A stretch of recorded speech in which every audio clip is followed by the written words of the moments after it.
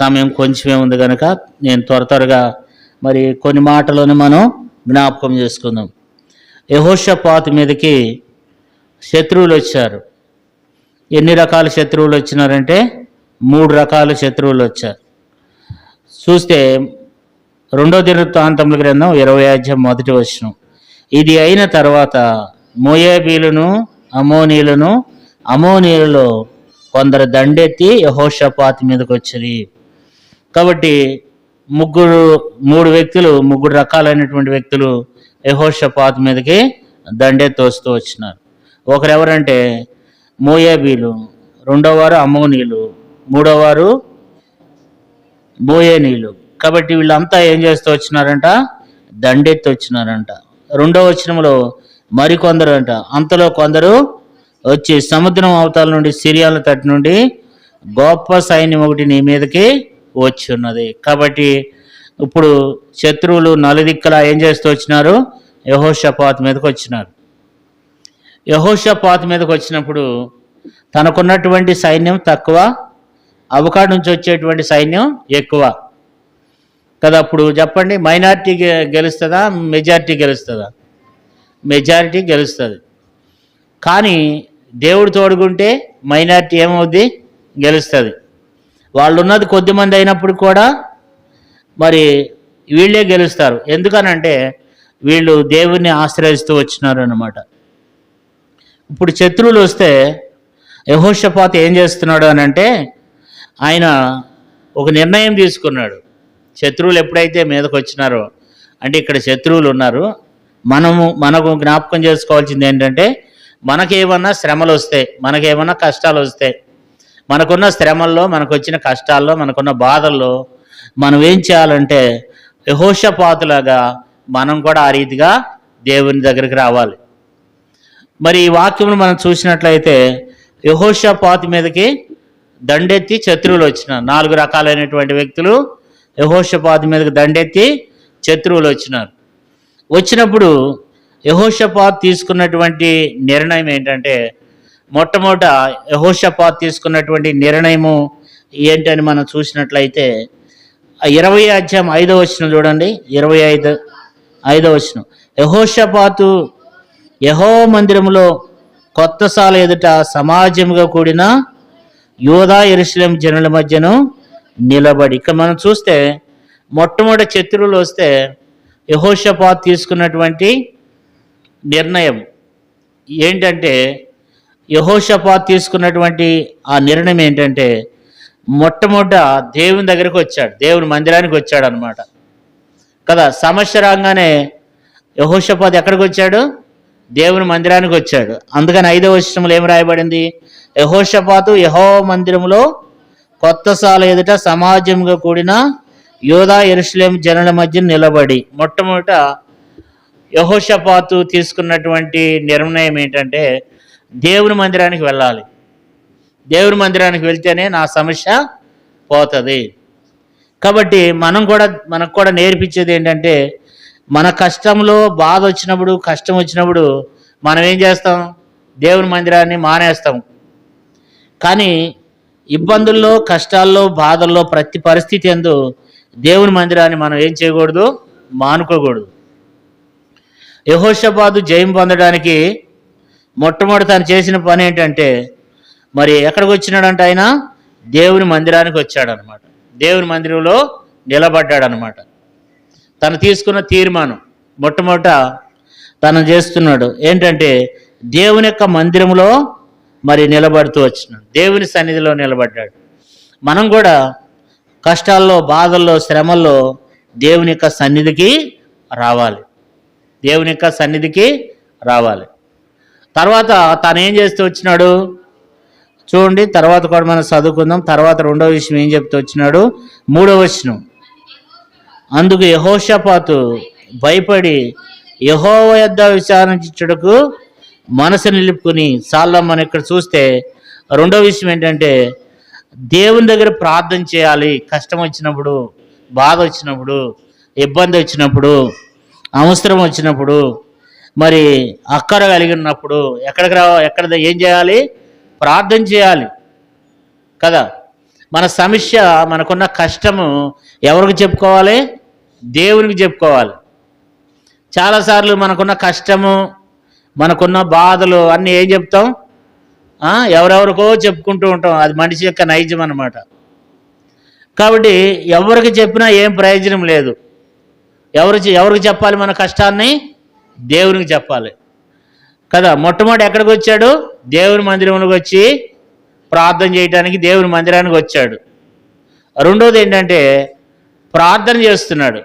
దేవుని దగ్గర ప్రార్థన చేయాలని మనసు నిలుపుకున్నాడు అన్నమాట కదా. అంత సైన్యం వస్తే మనమైతే ఏం చేస్తాం?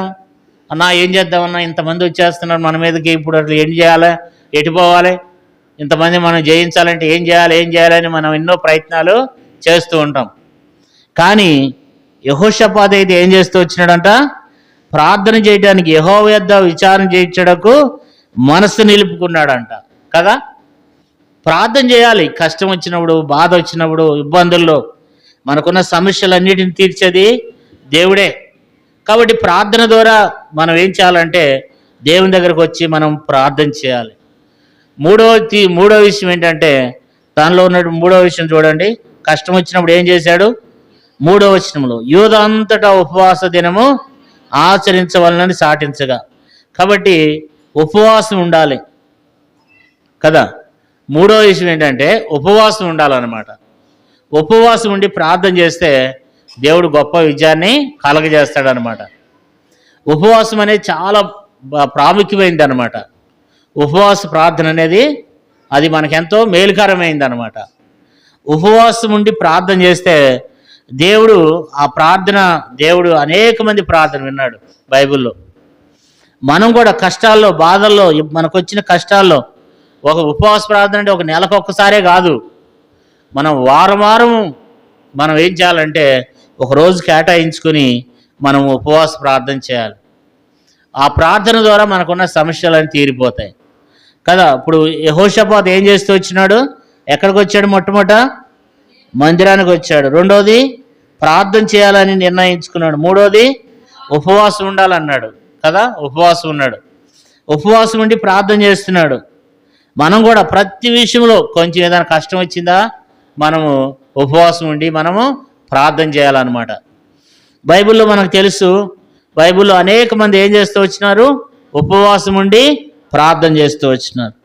ఎంతమంది అయితే ఉపవాసం ఉండి ప్రార్థన చేస్తూ వచ్చినారో వారి ప్రార్థన దేవుడు దాదాపు విన్నాడు. బైబిల్లో వారి ప్రార్థన దేవుడు అంగీకరించాడు అనమాట. కాబట్టి మరి మనం కూడా ఏం చేయాలంటే మనము ప్రార్థన చేయాలి, ఉపవాసం ఉండాలి, ప్రార్థన చేయాలి కదా. కాబట్టి ఉపవాసం ఉండి ప్రార్థన చేస్తున్నాడు కదా. 4వ విషయం ఏంటంటే చూద్దాం. 12వ వచనం చూడండి. 12వ వచనం, మా దేవ నీ వారికి తీర్పు తీర్చవా, మా మీదకి వచ్చి గొప్ప సైన్యంతో యుద్ధం చేయుటకు మాకు శక్తి చాలదు, ఏమి చేయుటకును మాకు తోసదు, నీవే మాకు దిక్కని ప్రార్థన చేశాడు కదా. 4వ విషయం ఏంటంటే దేవుని మీద ఆధారపడ్డాడు అనమాట. తను రాజు అయినప్పుడు కూడా ఏం చేస్తున్నాడు? దేవుని మీద ఆధారపడుతున్నాడు కదా. 20:12 వచనంలో మా దేవా నీ వారికి తీర్పు తీర్చవా, మా మీదకి వచ్చి ఈ గొప్ప సైన్యంతో యుద్ధం చేయుటకు మాకు శక్తి చాలదు, ఏమి చేయుటకును మాకు తోసదు, నీవే మాకు దిక్కని ప్రార్థన చేశాడు. అంటే దేవుని మీద ఆధారపడ్డాడు అనమాట. దేవా ఇక నీవే నాకు దిక్కు, ఏమి చేయడానికి నాకు తోచటం లేదు. కొన్నిసార్లు మనకున్న బాధలు, కష్టాలు అట్లా నిలిచిపోయినప్పుడు మనకు కూడా ఏమవుతుంది? ఏం చేయాలో కూడా తోసదు అనమాట. ఎవరికి చెప్పుకున్నా ఏం కాదు, ఎవరికి చెప్పుకున్నా మన సమస్యలు తీరవు, ఎవరి దగ్గర బాధపడ్డా మన సమస్యలు తీరవు. కాబట్టి మన సమస్య తీరాలంటే మనం ఏం చేయాలంటే దేవుని మీద ఆధారపడాలి. దేవుడే నాకు ఆధారం. కాబట్టి దేవుని దగ్గరికి వచ్చి దేవా నువ్వే నాకు దిక్కు, ఇక రెండో దిక్కు నాకు లేదు, రెండో ఆధారం లేదయ్యా, అయ్యా నీకు ఏం చేయాలో తెలియట్లేదు అయ్యా, నువ్వు వారికి తీర్పు తీర్చయ్యా, ఈ గొప్ప సైన్యంతో యుద్ధం చేయటకు మాకు శక్తి చాలదు, ఏమి చేయటకు మాకు తోచటం లేదు, నువ్వే మాకు దిక్కు, ఇంకా మాకు ఏ దిక్కు లేదు. కాబట్టి మనం కూడా దేవుని అంతగా మనము దేవుణ్ణి ఆధారం చేసుకోవాలన్నమాట. యెహోషాపాతు ఏం చేస్తూ వచ్చినాడంటే దేవుణ్ణి ఆధారం చేసుకున్నాడు అనమాట. దేవుణ్ణి ఆధారం చేసుకున్నాడు. అయ్యా ఇంకెక్కడ నాకు అవకాశం లేదు, నీవే మాకు దిక్కు కదా. కొన్నిసార్లు మనకి ఏమైనా కష్టాలు వచ్చినాయి అనుకోండి, మనం ప్రార్థన చేస్తాం, నువ్వే దిక్కు అంటాం. మరలా ఏం చేస్తాం, కొంతమందిని ఏర్పరచుకుంటాం అనమాట. కొంతమందిని ఏర్పరచుకుంటాం కదా. ఇంకా చాలామంది మన సహవాసాల్లో కానీ చూస్తూ ఉంటాం, ఏదైనా కష్టాలు వస్తే బాధలు వస్తే దేవుడే దిక్కు కాదు, పోలీటేషన్ కూడా మాకు దిక్కే అని అంటాం మనం కదండి. కానీ యెహోషాపాతు ఏం చేస్తున్నాడు, నీవే మాకు దిక్కు, మరొక దిక్కు లేదు కదా. అట్లా దేవుణ్ణి పూర్తిగా దేవుని మీద మనం ఏం చేయాలంటే ఆధారపడాలి. నీవే నాకు దిక్కు, ఇంకొక దిక్కు మాకు లేదు. ఈ దినం చాలామంది సమస్యలు వస్తే కష్టాలు వస్తే ఏం చేస్తున్నారండి, కోర్టు మెట్లు ఎక్కేస్తున్నారు. ఏం చేస్తున్నారు, దేవుని దగ్గరకు వచ్చి ఆ సమస్య కొరకు ఉపవాసం ఉండి ప్రార్థన చేయకోకుండా ఏం చేస్తున్నాం మనం, కోర్టు మెట్లు ఎక్కేస్తున్నారు అనమాట. కుటుంబాల్లో కానీ, సంఘంలో కానీ, సమాజంలో కానీ కదా. కాబట్టి అయితే యెహోషాపాతు ఏం చేస్తున్నాడు చెప్పండి, దేవా నీవే నాకు దిక్కు. ఇక్కడ ఏమంటున్నాడంటే, అయ్యా మాకు ఈ గొప్ప సైన్యంతో, అటు చూస్తే సైన్యం ఏమున్నారు, ఎక్కువగా ఉన్నారు, వాళ్ళు చాలా బలంగా ఉన్నారు. ఈ గొప్ప సైన్యంతో యుద్ధం చేయటకు మాకు శక్తి చాలదు. కొన్నిసార్లు నీ బలం తక్కువైపోద్ది, ఎదుటివాని బలం ఎక్కువైపోతుంది. అందరూ ఎదుటివానికే సపోర్ట్ చేసే పరిస్థితి వస్తుంది. ఎదుటివాని పక్షంగా ఉండే వాళ్ళే ఉంటారు. కానీ మనమైతే ఏం చేస్తూ రావాలంటే దేవునితో మనం ప్రార్థన చేస్తూ రావాలి. దేవుని మీద అంతగా దేవుని ఆధారం చేసుకోవాలన్నమాట. దేవుడు ఎలాంటి వాడంటే ఈ లోక సంబంధమైనటువంటి మనుషుల కంటే కూడా దేవుడు గొప్పవాడు అనమాట. ఎవ్వరు చేయలేనిది దేవుడు చేస్తాడు. కాబట్టి మనం ఏం చేయాలంటే దేవుని మీద ఆధారపడాలన్నమాట. యెహోషాపాతు కూడా ఇప్పుడు ఏం చేస్తూ వచ్చినాడు, ఆధారపడుతూ వచ్చినాడు కదా. తర్వాత ఏం చేశాడు చూడండి, 20వ అధ్యాయము 20వ వచనం. అంతటా వారు ఉదయంనే లేచి తెకోవా అరణ్యమునకు పోయిరి. వారు పోసుండగా యెహోషాపాతు నిలబడి 20వ వచనం చదవమ్మా, 20వ వచనం కదా, చదవమ్మ. యూదావారులారా, యెరూషలేము కాపురస్తులారా, నా మాట వినుడి, మీ దేవుడైన యెహోవాను నమ్ముకునుడి. కాబట్టి ఇక్కడ మనం చూసినట్లయితే యెహోషాపాతు ఏం చెప్తున్నాడంటే ప్రజలందరినీ కూడా తనతో మాట్లాడుతూ వస్తున్నాడు. ఇంకా 18వ వచనం చూడండి, 20వ అధ్యాయం 18వ వచనం. అప్పుడు యెహోషాపాతు సాష్టాంగ నమస్కారం చేసెను. యూదావారును యెరూషలేము కాపురస్తులను యెహోవా సన్నిధిని సాగిలపడి నమస్కరించింది. 18వ వచనాన్ని గమనించండి. యెహోషాపాతు ఒక రాజు అయినప్పుడు కూడా ఏం చేస్తున్నాడు, సాష్టాంగ పడుతున్నాడు అనమాట. తను రాజు, ఎందుకంటే యూదావారందరికీ యెహోషాపాతు రాజు అయి ఉన్నాడు. రాజు అయి ఉన్నప్పుడు కూడా ఏం చేస్తున్నాడంటే సాష్టాంగ పడుతున్నాడు. అంటే తనలో ఉన్నటువంటి దేవుని ఎదుట మనం ఏం చేయాలంటే మనల్ని మనం తగ్గించుకోవాలన్నమాట. దేవుని ఎదుట మనమే తగ్గించుకోవాలి. దేవుని ఎదుట యెహోషాపాతు కూడా ఏం చేస్తూ వచ్చినాడంటే దేవుని ఎదుట తను తానే తగ్గించుకుంటున్నాడు అనమాట. తను రాజైనప్పటికీ, మరి తనకు అన్ని రకాల అధికారం ఉన్నప్పటికీ, తను అక్కడ సాష్టాంగపడి నమస్కారం చేయాల్సినటువంటి అవసరమనే తనకు లేకపోయినప్పటికీ యెహోవా సన్నిధిని ఏం చేస్తూ వచ్చినాడంట, సాగిలపడుతూ వచ్చినాడంట. అంటే దేవుని ఎదుట మనం ఏం చేయాలి, తగ్గించుకోవాలి. దేవుని ఎదుట ఎంత గొప్పవాడైనా, ఎంత జ్ఞానం కలిగిన వారమైనా, ఎంత ఆత్మీయులమైనా, ఎంత మరి మంచి పొజిషన్లో ఉన్నప్పటికైనా సరే దేవుని దగ్గర మనం ఏం చేయాలి, మన దేవుని ఎదుట మనం ఏం చేయాలి, తగ్గించుకోవాలి. దేవుని ఎదుట సాగిలపడాలి. దేవుని దగ్గర పశ్చాత్తాపడాలి కదా. యెహోషాపాతు కూడా ఏం చేస్తూ వచ్చినాడంటే సాగిలపడ్డాడంట. అంటే సాగిలపడ్డాడంటే అర్థం ఏంటి, ఇంకా నా నుంచి ఏమీ కూడా కాదు, నేను రాజునే కానీ నా వల్ల కాదు అని అర్థం అన్నమాట. దేవుని దగ్గర అంతగా తగ్గించుకున్నాడు. ఇప్పుడు మరి బండి ఎడ్డు ఉంటాయి. ఒకసారి ఏమైందంటే చెరుకు బండి ఎడ్డు మీద చెరుకు తోలుకుని వస్తున్నారు. చెరుకు వేసుకొస్తుంటే ఒక ఎద్దు ఏం చేసిందంటే నడవలేక నడుస్తుంది. దాన్ని ఏం చేస్తున్నాడు, ఆయన తోలుతూనే ఉన్నాడు. అయితే అది ఏం చేసిందంటే ఒక్కసారిగా మోకరించేసి ఒక్కసారిగా ముందు మోకాళ్ళు వేసేసి కిందకి అట్లా కూలబడింది. అప్పుడు ఆ వ్యక్తి ఏం చేశాడంటే వెంటనే కిందకి దిగేసి దాని యొక్క పొలుపులు కోసేసి తాళ్ళు కోసేసి దాన్ని సరిగా నిలబెట్టి దాన్ని పక్కన పెట్టేశాడు అనమాట. ఇంకొక ఎద్దుని తీసుకొచ్చాడు వెళ్ళి.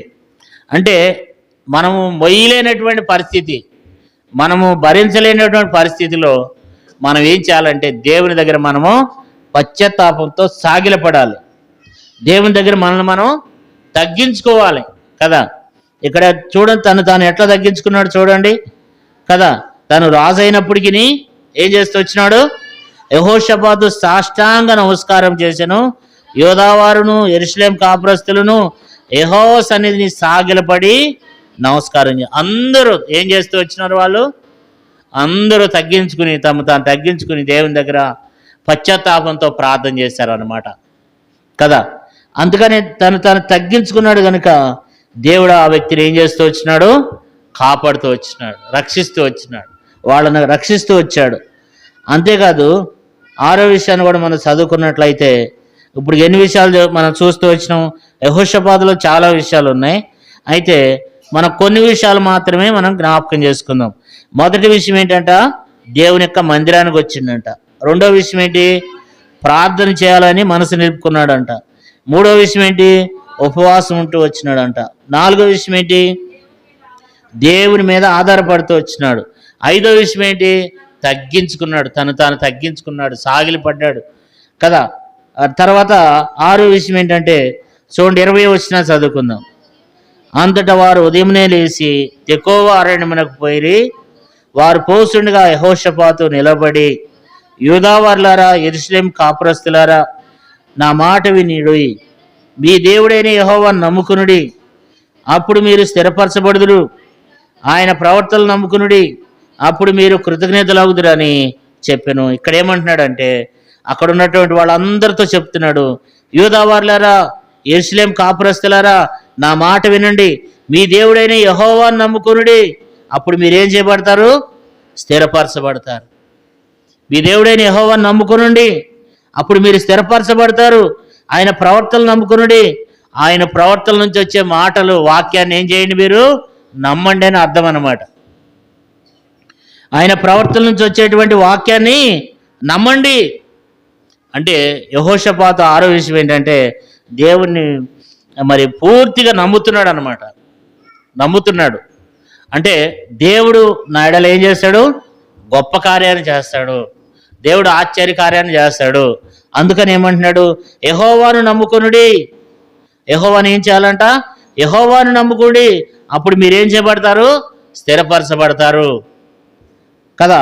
ఆయన ప్రవర్తనలు నమ్ముకునుడి అంటే ప్రవర్తనలు నమ్ముకునుడు అంటే ఆ దైవ సేవకుల నోటి నుంచి వచ్చేటువంటి వాక్యాన్ని మనం ఏం చేయాలి, విని దేవుణ్ణి నమ్మాలి. దేవుని మనం ఏం చేయాలి, నమ్మాలి కదా.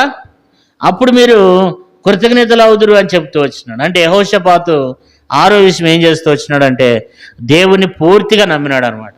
అవిశ్వాసం అనే తనలో ఎంత మాత్రం కూడా లేదు, అపనమ్మకం ఎంత మాత్రం కూడా లేదు. తన నమ్మటమే కాదు, అక్కడున్న వారు అందరినీ కూడా ఏం చేస్తున్నాడు, మీరందరూ కూడా ఎవరిని నమ్ముకోవాలి, మీరందరూ కూడా యెహోవాను నమ్ముకోవాలన్నాడు.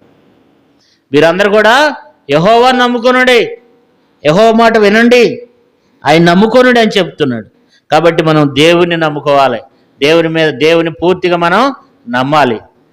ఎందుకు నమ్మాలి అని అంటే యెహోషాపాతు ఇక్కడ ఏం చెప్తున్నాడు, యెహోవాను మీ దేవుడైన యెహోవాను ఏం చేయాలి, నమ్ముకొనుడి. అంటే ఎందుకు చెప్తున్నాడు అంటే నమ్ముట నీ వలన అయితే నమ్మువానికి సమస్తమున సాధ్యమే కదా.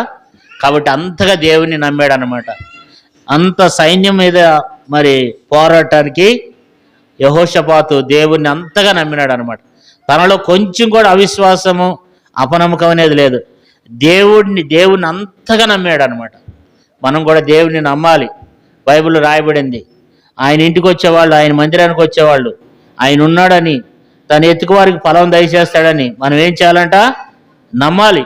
దేవుడు నాకు ఈ సహాయం చేస్తాడు, దేవుడు ఇదిగో నన్ను స్వస్థపరుస్తాడు, దేవుడు నాకున్నటువంటి అనారోగ్యం నుంచి దేవుడు రక్షిస్తాడు, నాకున్న బలహీనత నుంచి దేవుడు కాపాడుతాడు, దేవుడు నాకు మంచి ఆరోగ్యం ఇస్తాడు, దేవుడు నా కుటుంబేడలో గొప్ప కార్యం చేస్తాడు, నేను ఎవరెవరు నమ్ముకోవటం వేస్ట్, లేకపోతే ఎవరెవరి మీద నేను ఆధారపడటం వేస్ట్ కదా. ఏముంది బైబిల్లో? మనుషులు నమ్ముకున్నట్టు కంటే యెహోవాను ఆశ్రయించుట, రాజులు నమ్ముకున్నట్టు కంటే యెహోవాను ఆశ్రయించుట కదా. అప్పుడు కూడా దేవుని ఏం చేస్తూ వచ్చినాడు? నమ్మాలి కదా. యెహోషాపాతు ఏం చేస్తున్నాడంటే, ఎవరిని నమ్ముకున్నా ఏమి లేదు, ఏం ప్రయోజనం లేదు. కాబట్టి ఇప్పుడు ఏం చేస్తున్నాడు? నేను దేవుని నమ్ముకుంటున్నా అంటే దేవుడు ఏం చేస్తాడు? దేవుడు ఇక్కడ కూర్చున్న మనం కూడా దేవుడు నాడలు ఏం చేస్తాడు? గొప్ప కార్యాన్ని చేస్తాడు. దేవుడు మా పిల్లలను ఆశీర్వదిస్తాడు, దేవుడు నా చదువులో సహాయం చేస్తాడు, నాకు మంచి వివాహంలో కార్యం చేస్తాడు, లేకపోతే దేవుడు నాకు మంచి ఆరోగ్యం ఇస్తాడు, లేకపోతే నాకు మా అమ్మాయికి ఒక మంచి సంబంధాన్ని తీసుకొస్తాడు, లేకపోతే మా అబ్బాయికి ఒక మంచి సంబంధాన్ని తీసుకొస్తాడు, లేకపోతే నాకు ఒక మంచి ఉద్యోగం ఇస్తాడు.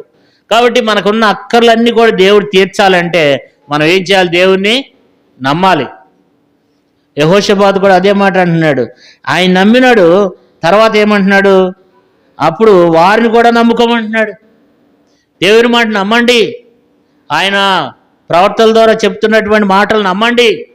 నమ్మి మీరు దేవుని నమ్ముకున్నట్లయితే మీరేం చేయబడతారు? స్థిరపరచబడతారని చెప్తూ వచ్చినాడు. కాబట్టి మనం దేవుణ్ణి నమ్మాలి. కాబట్టి యెహోషాపాతు కూడా ఏం చేస్తూ వచ్చినాడంటే దేవుణ్ణి నమ్ముతూ వచ్చినాడు అనమాట. 7వ విషయం ఏంటంటే, ఈ కష్టాల్లో ఈ బాధల్లో ఏం చేస్తున్నాడు? జనులను హెచ్చరిక చేసి 21వ వచనం చూడండి. మరియు అతడు జనులను హెచ్చరిక చేసిన తర్వాత యెహోవాను స్తుతించుటకు గాయకులను ఏర్పరిచి వారు పరిశుద్ధ అలంకారములు ధరించి సైన్యం ముందర నడుచుచు యెహోవా కృప నిరంతరముండును, ఆయనను స్తుతించుడి అని స్తోత్రం చేయుటకు వారిని నియమించను కదా. ఇక్కడ మనం చూసినట్లయితే దేవుణ్ణి ఆరాధిస్తున్నాడు, దేవుణ్ణి గణపరచడానికి ప్రజలను హెచ్చరిక చేశాడంట కదా. ఇప్పుడు ఏమంటున్నాడు ప్రజలందరితో?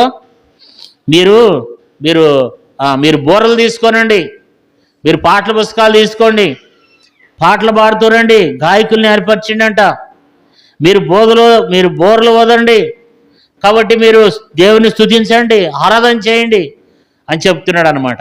అంటే ముందేముంది? ముందు కష్టం ఉంది, ముందు బాధ ఉంది, ముందు యుద్ధం ఉంది. చూసిన వాళ్ళు ఏమనుకుంటారు? అరే ఇన్ని బాధల్లో ఉంటే, ఇన్ని కష్టాల్లో ఉంటే ఈయనేంటి ఇప్పుడు దేవుని ఆరాధించాలంటాడు, ఇప్పుడు దేవుని స్తుతించాలంటాడు ఏంటి అని చెప్పి పక్కనున్న వాళ్ళందరూ అనుకుంటున్నారేమో ఒకవేళ. అయితే యెహోషాపాతు ఏమంటాడంటే, ఇప్పుడైతే ఏమంటున్నాడు? దేవుని స్తుతించండి. అందుకే మనం దేవుణ్ణి ఏం చేయాలి? ఆరాధించాలన్నమాట. అంటే ఇక్కడ ఏం రాయబడిందంటే, కష్టాల్లో కూడా దేవుని స్తుతించాలి, బాధల్లో కూడా దేవుణ్ణి స్తుతించాలన్నమాట. దేవా నాకు ఇచ్చినటువంటి కష్టం, నాకున్న బాధను బట్టి స్తుతిస్తున్నాను, నిన్ను ఆరాధిస్తున్నాను, అయితే నా బాధ నుంచి నన్ను రక్షిస్తావు నువ్వు అని చెప్పి దేవుని ఆరాధించాలన్నమాట. ప్రార్థనే కాదు, ప్రార్థనలో కూడా మనం ఏం చేస్తుండాలంటే మనకున్న బాధలను, మనకున్న కష్టాలను కూడా దేవుని దగ్గర మనం మొరపెట్టి దేవుని దగ్గర మనం ఏం చేయాలి? ప్రార్థన చేయాలన్నమాట. యెహోషాపాతు కూడా ఇప్పుడు ఏం చేస్తున్నాడు? 21వ వచనంలో జనులను హెచ్చరిక చేసిన తర్వాత యెహోవాను స్తుతించుటకు గాయకుల్ని ఏర్పరిచినాడంట. వాళ్ళందరూ ఏం చేస్తున్నారంటే దేవుణ్ణి పాడుతూ గానం చేస్తూ వచ్చినారు కదా. కాబట్టి ఇప్పుడు యెహోషాపాతులో మనం 7 విషయాలు చూస్తూ వచ్చినాం. వీళ్ళందరూ ఏం చేస్తున్నారంటే దేవుని ఎంతో ఆరాధిస్తున్నారు, దేవుని స్తుతిస్తూ వస్తున్నారు కదా. 22వ వచనం చూడండి. వారు పాడుటకును స్తుతించుటకును మొదలు పెట్టగా యెహోవా యూదా వారి మీదకి వచ్చిన మోయాబీల మీదను సేయరు మన్యవాసుల మీదను మాటుగాడిని పెట్టిన కనుక వారు అతలేరు. ఇక్కడ మనం చూస్తే దేవుడే ఏం చేస్తూ వచ్చాడంట? మాటుగాండ్రం పెడుతూ వచ్చినాడంట కదా. యెహోవా యూదా వారి మీదకి వచ్చిన అమోనీయుల మీదను మోయాబీల మీదను షేయూరు మాన్య నివాసుల మీదను మాతృగాండ్రను పెడుతూ వచ్చినాడు. మాతృగాండ్ర అంటే సాటునుంటారన్నమాట. వాళ్ళు ఉన్నారన్న సంగతి తెలీదు. దేవుడే పెడుతూ వచ్చినాడంట. దేవుడే వారి పక్షంగా ఏం చేస్తూ వచ్చినాడు? యుద్ధం చేస్తూ వచ్చినాడు కదా. దేవుడే వారి పక్షంగా యుద్ధం చేస్తూ వచ్చినాడంట. వాళ్ళు ఏం చేస్తూ వచ్చినారంట? ఒకరినొకరు చంపుకుంటానికి మొదలు పెట్టారంట. వాళ్ళకి వాళ్ళే పొడుచుకున్నారంట, వాళ్ళకి వాళ్ళే చంపుకున్నారంట కదా. కాబట్టి దేవుడు ఆ దినాన వారి పక్షంగా గొప్ప కార్యం చేస్తూ వచ్చినాడు. ఇప్పుడు వాళ్ళు ఏం చేస్తూ వచ్చినారంట? 25వ వచనం చూడండి. యెహోషాపాతును అతని జనులను వారు వస్తువులను దోచుకున్నటకు దగ్గరకు రాగా ఆ శవముల యొద్ద విస్తారమైన ధనమును ప్రశస్తమైన నగలను కనబడెను. వారు తమకిష్టమైనంత మట్టుకు తీసుకుని తాము కొనిపోగలిగిన దానికంటే ఎక్కువగా వలుసుకునిరి. కొలసము అతి విస్తారమైనందున దాన్ని కూర్చుకున్నటకు 3 దినములు పట్టింది. దేవుడు వారి జీవితంలో ఏం చేస్తూ వచ్చినాడు? గొప్ప కార్యం చేస్తూ వచ్చినాడు. ఇప్పుడు వాళ్ళు ఏం చేస్తూ వచ్చినారంట? విస్తారమైనటువంటి మరి కొల సొమ్ముని వాళ్ళు దోసుకుంటూ వచ్చినారంట. ఏమేమి వచ్చినాయి వాళ్ళకి ఇప్పుడు? వారికి ఇప్పుడు ఏమేమి వచ్చినాయంట? వారికి వస్తువులు దొరికినాయంట. తర్వాత విస్తారమైన ధనం దొరికిందంట. ప్రశస్తమైన నగలు దొరికిందంట. వారు తమకిష్టమైనంత ఒలుసుకుంటూ వచ్చినారంట. వారి దగ్గర ఉన్నటువంటి నగలు, బంగారం, ధనము, ఇదంతా వస్తువులు ఇవన్నీ సమకూర్చుకోవడానికి 3 దినాలు పట్టిందంట. కారణం ఏంటంటే దేవుని బిడ్డలైనటువంటి వారు దేవుని ఆశ్రయిస్తూ వచ్చినారు కదా. ఇంత గొప్ప కార్యం ఎందుకు జరిగిందంటే యెహోషాపాతు రాజు ఏం చేస్తూ వచ్చినాడంట? దేవుని మందిరానికి వచ్చి అక్కడ దేవుని మందిరంకి వెళ్ళాలి, నా సమస్య అంతా ఎక్కడ చెప్పుకోవాలి? దేవుని మందిరంలో చెప్పుకోవాలని చెప్పి అక్కడికి వచ్చినాడు. తర్వాత ఏం చేస్తూ వచ్చినాడు? ప్రార్థన చేస్తూ వచ్చినాడు. మనసు నిలుపుకున్నాడంట. ఎక్కడికి పోయినా ప్రయోజనం లేదు, దేవుని మందిరంలో ప్రార్థన చేయాలని తీర్మానం చేసుకున్నాడు. తర్వాత ఏం చేస్తూ వచ్చినాడు? ఉపవాస దినం సాటిస్తూ వచ్చినాడు. మనం ప్రార్థన ఒకటే కాదు, ఉపవాసం కూడా చేద్దామని చెప్తూ వచ్చినాడు కదా.